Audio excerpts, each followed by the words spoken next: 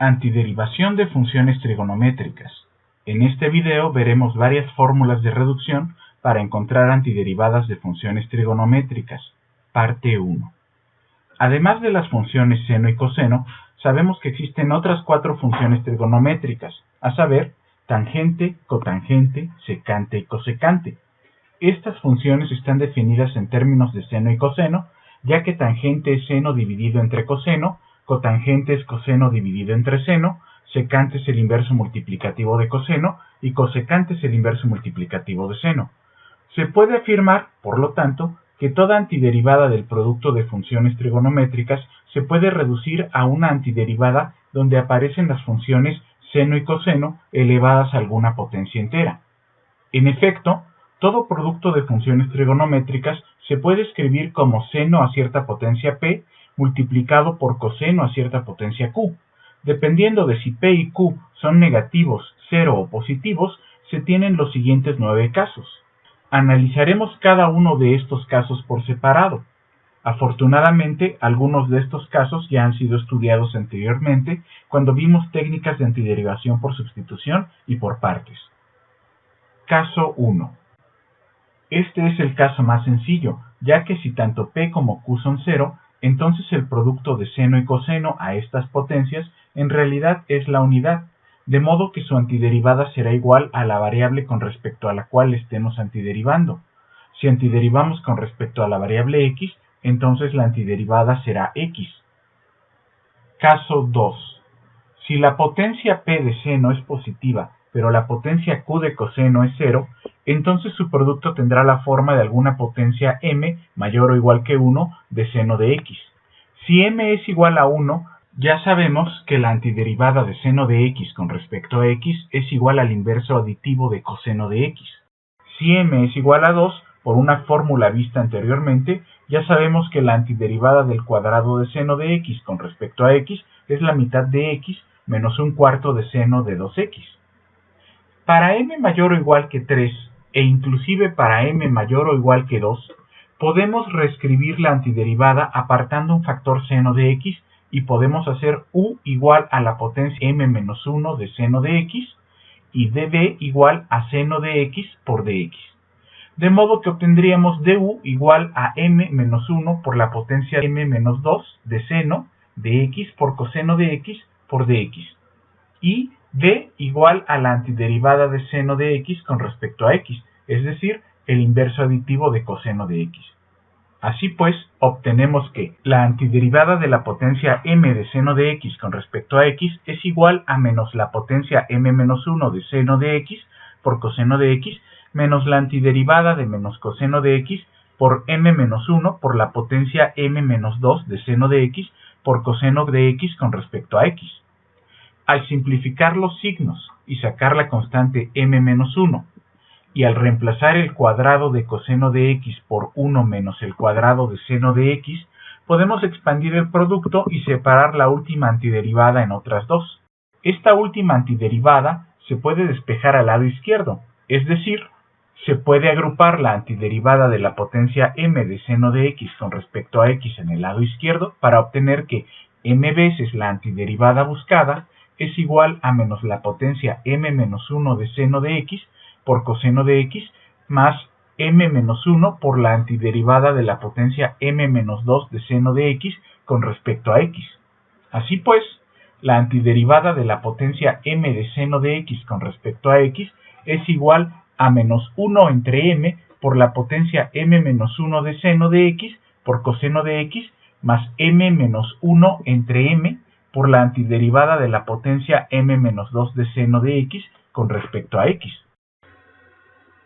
Por ejemplo, al aplicar la fórmula de reducción a la antiderivada de la cuarta potencia de seno de x con respecto a x, obtenemos que es igual a menos un cuarto del cubo de seno de x por coseno de x más 3 cuartos de la antiderivada del cuadrado de seno de x con respecto a x.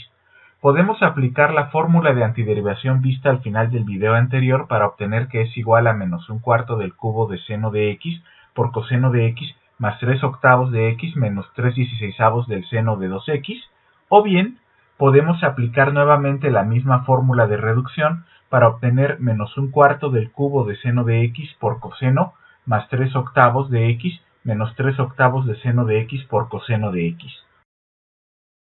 En otro ejemplo, al aplicar la fórmula de reducción a la antiderivada de la quinta potencia de seno de x con respecto a x, también debemos aplicar la fórmula un par de veces. En la primera iteración obtenemos menos 1/5 de la cuarta potencia de seno de x por coseno más 4/5 de la antiderivada del cubo de seno de x con respecto a x. En la segunda iteración podemos reducir esta última antiderivada a menos 1/3 del cuadrado de seno de x por coseno de x más 2/3 de la antiderivada de seno de x con respecto a x, la cual es coseno de x. Así pues, al simplificar, se obtiene menos 1/5 de la cuarta potencia de seno de x por coseno de x menos 4/15 del cuadrado de seno de x por coseno de x menos 8/15 de coseno de x. Dejo un par de ejercicios para practicar este segundo caso. Caso 3. Cuando el exponente de seno es negativo y el de coseno es 0, se tiene una expresión que toma la forma de una potencia positiva m de cosecante de x. Si m es igual a 1, ya sabemos que la antiderivada de cosecante de x con respecto a x es el inverso aditivo del logaritmo del valor absoluto de cosecante de x más cotangente de x. Si m es igual a 2, entonces también ya sabemos que la antiderivada del cuadrado de cosecante de x con respecto a x es igual a menos cotangente de x. Cuando m es mayor o igual que 3, podemos apartar un factor cuadrado de cosecante de x, de tal modo que al hacer u igual a la potencia m menos 2 de cosecante de x y dv igual a cuadrado de cosecante de x por dx, tendríamos du igual a menos m menos 2 por la potencia m menos 2 de cosecante de x por cotangente de x por dx, y v sería igual a menos cotangente de x. Entonces, la antiderivada de la potencia m de cosecante de x con respecto a x será igual a menos la potencia m menos 2 de cosecante de x por cotangente de x menos la antiderivada de m menos 2 por la potencia m menos 2 de cosecante de x por el cuadrado de cotangente de x con respecto a x. En esta última antiderivada podemos sacar la constante m menos 2 y reemplazar el cuadrado de cotangente de x por el cuadrado de cosecante de x menos 1. Por la aditividad de las antiderivadas podemos separar esta antiderivada en una suma de antiderivadas, a saber, el inverso aditivo de m menos 2 por la antiderivada de la potencia m de cosecante de x con respecto a x, más m menos 2 por la antiderivada de la potencia m menos 2 de cosecante de x con respecto a x. Al despejar la primera de estas antiderivadas al lado izquierdo, obtenemos que m menos 1 por la antiderivada de la potencia m de cosecante de x con respecto a x es igual al inverso aditivo de la potencia m menos 2 de cosecante de x por cotangente de x más m menos 2 por la antiderivada de la potencia m menos 2 de cosecante de x con respecto a x. Por lo tanto, la antiderivada de la potencia m de cosecante de x con respecto a x es igual al inverso aditivo de 1 entre m menos 1 por la potencia m menos 2 de cosecante de x por cotangente de x más m menos 2 entre m menos 1 por la antiderivada de la potencia m menos 2 de cosecante de x con respecto a x.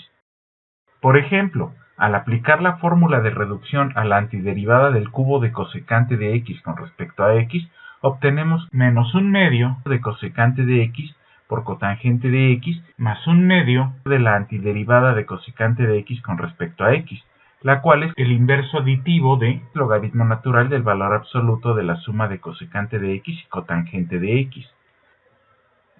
Asimismo, al aplicar la fórmula de reducción a la antiderivada de la cuarta potencia de cosecante de x con respecto a x, obtenemos menos 1/3 del cuadrado de cosecante de x por cotangente de x menos 2/3 de la antiderivada del cuadrado de cosecante de x con respecto a x, la cual es el inverso aditivo de cotangente de x.